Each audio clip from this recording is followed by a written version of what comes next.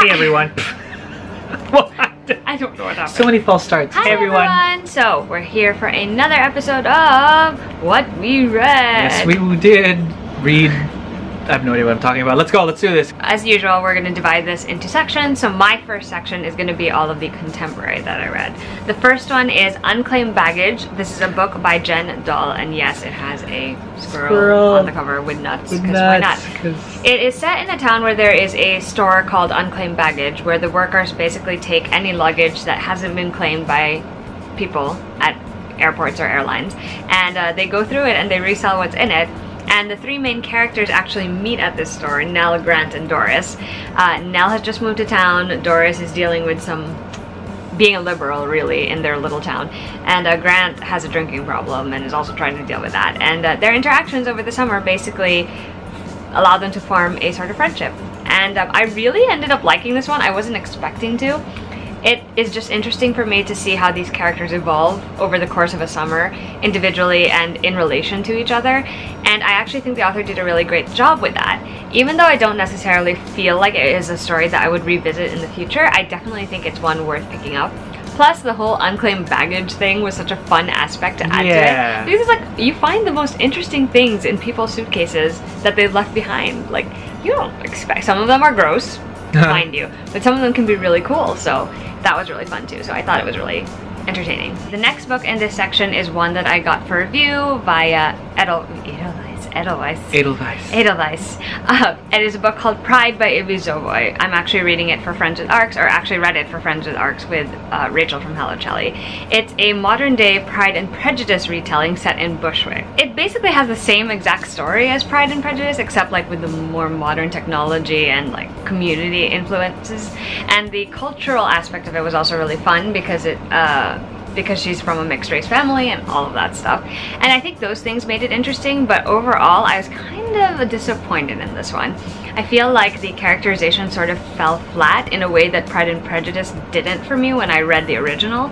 And I think there was the potential to really explore like more of the sister relationships, which is something that you see a little bit more of in Pride and Prejudice. It was a solid read is what I wanted to say. If you're looking to try something that has Pride and Prejudice vibes, maybe give this a shot. You'll probably at least appreciate the modern like little details in there and the cultural influences. I'm sad to say I was disappointed in this one, even though I managed to finish it. And then I have a book called Worth 1,000 Words by Bridgette, and I really like that cover. Tilly Green, when she was a kid, she was in an accident and it left her with a limp, and so for the most part she's not been able to do the things she used to love, like soccer, and she has pursued a passion for photography instead, and she uses her photos to like find lost things for people. And one day one of her classmates asks her to help him find his dad, and that just is the beginning of this adventure that both of these classmates go on. And it also teaches Tilly a lot about who she is as a human being and the reasons for why she makes the choices she does. And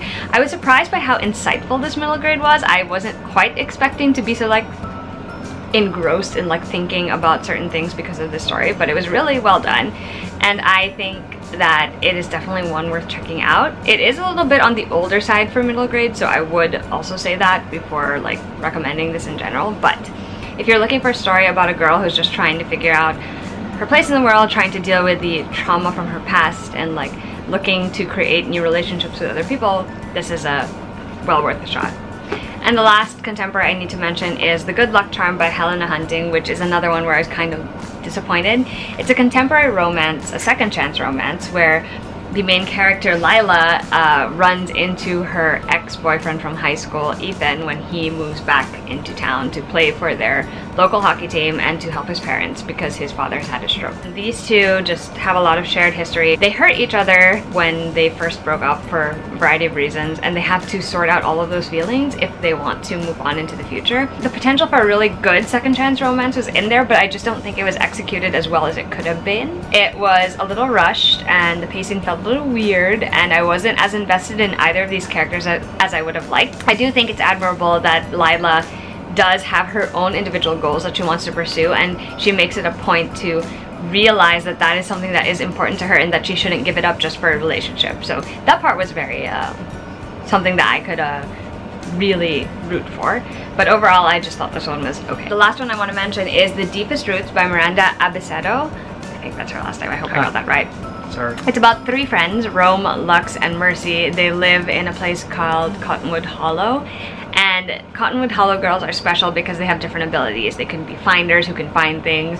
They're enoughs who, no matter where they are, what they're doing, they have enough of everything for the situation. They're sirens, they're fixers, all sorts of things like that.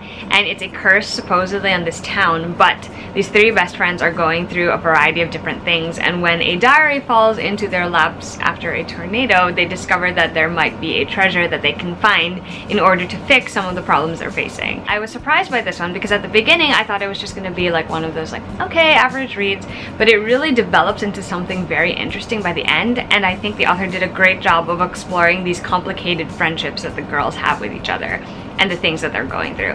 It's very Katie McGarry book meets Wicked Like a Wildfire, which are 2 things that I really enjoyed for the most part, so I would definitely recommend checking this one out if you're at all interested in the summary. So my section will have to be some of the kind of graphic novels that I've read. I'm going to start with the first issue of the first kind of volume of the Teen Titans Rebirth series, centering around Damian Wayne. So as you can see from the cover, it's Damian kind of looking very snarkily with his blades and whatever it is. I wasn't too crazy about this because whilst I've made it very clear that I'm a huge Teen Titans fan, this is actually, I think, the first iteration of the Titans that I was like seriously like very iffy about, and only because maybe it's just because I'm not too fond of Damian and his redemption arc, because redemption arcs for 13-year-olds, you kind of want to take them seriously if they're done right, which with Damian he was kind of on the way, but I just have come from the Grant Morrison kind of era where he was trying to not be a little murder baby with Dick Grayson, but now that they've remade the world and now he's the son of Batman, and is he going to be the son of Batman or the, you know, the heir of Ra's al Ghul, is kind of the center, and then to kind of bring together the Titans lineup in this way around Damian was not something that I was 100% crazy about. What I am sort of like really digging, which I read, I believe I've finally read volumes 1 and 2 of the Jean Grey arc for the newest Jean Grey. And by Jean Grey, I don't mean classic Jean Grey who became the Phoenix and is now sort of back again. I'm talking about time-displaced Jean Grey from the all-new X-Men, where at the X-Men right at the start of their kind of like little dorky phase with like the with the head cowls and the code names Cyclops, Marvel Girl, Iceman, Beast, and Angel. That era was brought into the present by Beast against everybody's like good judgment, his included, and she becomes team leader. This is and flourishes and grows into something that she's never been before. This is her own standalone series, which has ended. I kind of dig it. I do, because I am a Jean Grey fan. This is definitely a different Jean Grey that we've all grown up around and with, but this is definitely a Jean Grey that I felt like I saw her grow up, coming from all new X-Men, and so I would recommend it to any real Jean Grey fans. I don't know if there are that many, because there are folks who think Jean Grey kind of a Mary Sue, what with being an Omega level mutant right away, and also being the Phoenix, and also sort of weirdly married to Scott Summers, and then before dying of that aneurysm and now she's back.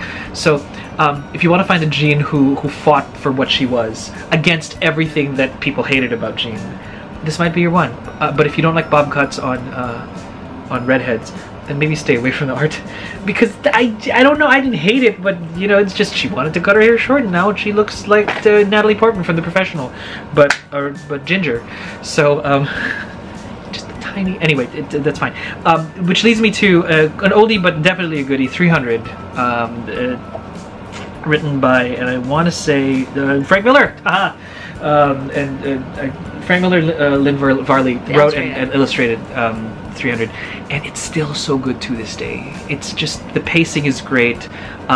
Toxic masculinity forever, because we let the weak ones die here in Sparta. And I'm just like, yeah, see, I wanted, like, I've always been like vocal to some friends that if I wanted to ever make a documentary, it'd be about beta males. I would call it The Geek Shall Inherit, Rise of the Beta Males. And the only reason we're still alive is because of human rights. That's true though. Like, that's I'm not saying it. That's the only reason I feel I'm still alive today. In a world where if somebody looks at you funny, they stab you in the face, that was 300. But see, at the time with Persia invading, you needed dudes like that. And there's that one stand-up thing with Gerard Butler saying, you know, there's like a bunch of like Greeks that want to join them. They only had 300. The Greeks had like the other Greeks had like a lot. And he's like, "You, what's your trade?" And he's like, "I'm a painter. I'm a potter." And he's like, "Well, we brought more soldiers than you did, even if there's only 300 of us." That's true. You need people like that for this, and that was great in that context. It's just I would have died as a child in Sparta, so aren't we glad I'm not from there? Okay, I guess that means it's my turn. What a lead-in. The next great section, segue, babe. I know. The next section is going to be for fantasy and sci-fi. So the first is Heart of Thorns, and this is by Bree Barton. It's about two sisters. Mia Rose is actually the main character, and she is trying to protect her sister by saying yes to an arranged marriage. Only on the night of the day that she's supposed to get married, there is an assassination attempt, and so she finds herself on the run with the prince that she's supposed to marry. And on their journey, as they're trying to escape, you know, the clutches of whoever's trying to assassinate them, she discovers that she may actually have more ties to the magic that is feared in their land than she thought she did. It's actually surprisingly good. I actually read this in one sitting, so that says a lot about how it's written. I think it's a very interesting world and a very interesting concept, and I really like where the author took the story, even though some of it was a little bit tropey. The way it ends, though, I was like, okay, there better be a second book, because that's just a terrible way to end this one if you were going to end it anywhere. Hopefully there is going to be one. I think if you're looking or you're interested in a YA fantasy where the main character is more than just, you know, the lost princess trying to regain her kingdom, which is not this main character, this is an interesting one to check out, because the main character has actually grown up being a hunter, so she's trained in certain skills, and she's also wrestling with the magic in their kingdom that is technically banned, or is also something that most people are wary of. So it's very interesting in that aspect. The next one that I read was another e-galley, and it's These Rebel Ways by Sarah Rash. The story centers around 3 different points of view. There is a girl named Lou, who is the child of 2 revolutionaries, and she grew up being a part of the revolutionary movement, which means that she was sneaky and had to learn secrets, and also maybe had a hand in dealing a couple of deaths here and there. There is a pirate named Deborah Bell, who is notorious for stealing magical plants and then putting them on the black market to earn money. And there's a prince named Bennett, who is from a kingdom where botanical magic is seen as the devil's work and evil. And his father actually gives him the task to find a way to make this magic a healing magic to cure a sickness that is plaguing the land, in order to show the people that maybe not all magic is evil. But it's way more complicated than the 3 of them think. And so they end up coming together when they realize that there's a bigger plot afoot, and they have to decide what they're willing to do to save the people they love or save the country that they love. And admittedly, the writing style didn't always work for me in this one. It took me a while to warm up to the way it's done, because it flips from, you know, one point of view to the next and the next and the next, and you kind of don't understand how everything is connected until you get towards the end of it. I mean, it's interesting to see it all build up and all of that, but the other thing that also made it difficult for me to really get interested is that the world is a little more complicated.